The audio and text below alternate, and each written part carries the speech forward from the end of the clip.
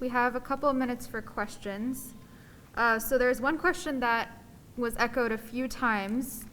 How do you balance between being nice and selfless with your spouse and being firm and standing up for your rights?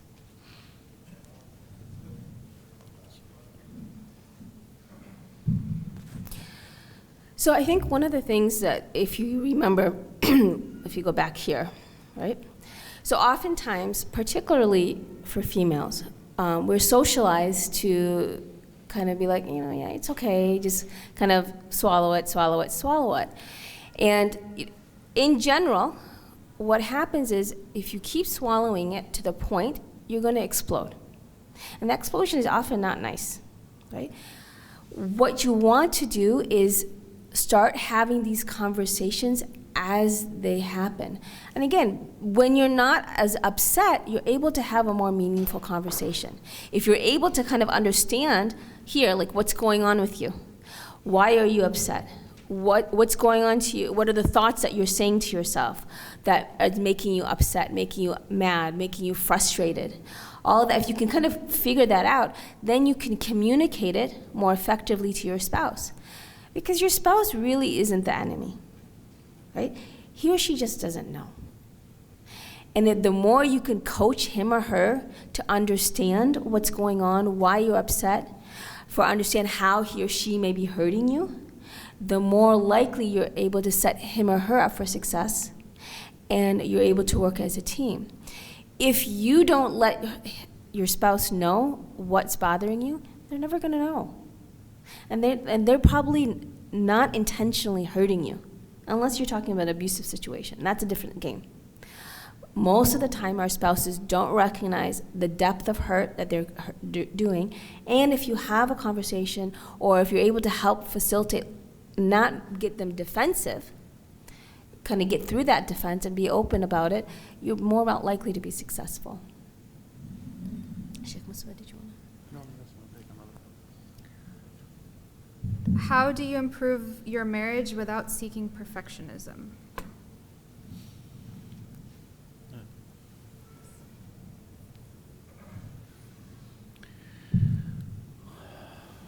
I think the key point that is missing still in our speech is ethics, akhlaq.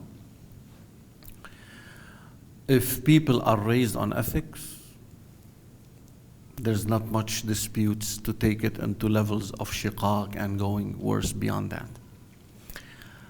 When you have matters like reading about the Prophet ﷺ, كان يصلح ثوبه ونعله, he would fix his own shoes, his own clothes, he would وكان في خدمة أهله, he would help his wife. That is akhlaq. When you would hear him that when some food was brought to him by one of his wives at the time when he was with Aisha, she went and broke the whole sahan, plate. I mean, if someone broke a plate in front of the Prophet ﷺ, probably Umar would have had the sword on his neck. What are you doing? The Prophet would do nothing ﷺ, but start picking up the pieces of the plate and say, غارت أمكم, your mom is jealous. You can win people by your ethics. And perfection is not something that anyone can attain. No one is perfect but the Prophet ﷺ. But you can work on what the Prophet left you to hold on to. إِنَّمَا بُعِثْتُ لِأُتَمِّمَ مَكَارِمَ الْأَخْلَاقِ. So part of the akhlaq is to respect the other person. If your wife doesn't feel that she is something to you, that's it. There are so many people whom their wives to them, it does not exist as a concept of making ideas or suggestions. Just marry, kids, take care of the house, and I'll take all the decisions. That's not the way to look at marriage as someone as a spouse. There are some people who look at their husbands as if they are, failures because they don't have, bring some kind of support financially compared to others. Maybe he needs help. Maybe he needs time. If you already prejudge someone, then you're gonna cash that throughout your whole life. That's where the إِنَّ اللَّهَ لَا يُغَيِّرُ مَا بِقَوْمٍ, family is a qawm, is a group. حتى يغيروا ما بأنفسهم. You need to start thinking different about yourself based on the concept of ethics. That's all what you need. And when you respect the other person, when you are angry and you follow the track of the akhlaq the Prophet left you with, sallallahu. If you are standing to sit down, if you are sitting down to lay down, get out, from the house. Do not say bad words. All the hadith about, the fahish or al-badhi. These matters, they might not perfect your marriage. You might not be cashing the best, Hollywood style of marriage. But a marriage can sustain and can continue and will be enjoyed in certain times. But if there are basics that are related either to the honor and dignity of individuals or to the basic foundation of marriage, responsibility, then we have a true problem that we need to fix. So it is not about perfecting it. There's no perfection. It's about live ethics and you will cash a long life.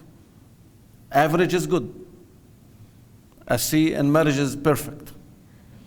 You cannot get a B, that's fine. C is good. But try to respond always on the matter of what your deen tells you to do in matter of ethics, what the role model of the Prophet had demonstrated for you, and inshallah things will look better. Wallahu alam. Jazakumullah khairan to both of our speakers.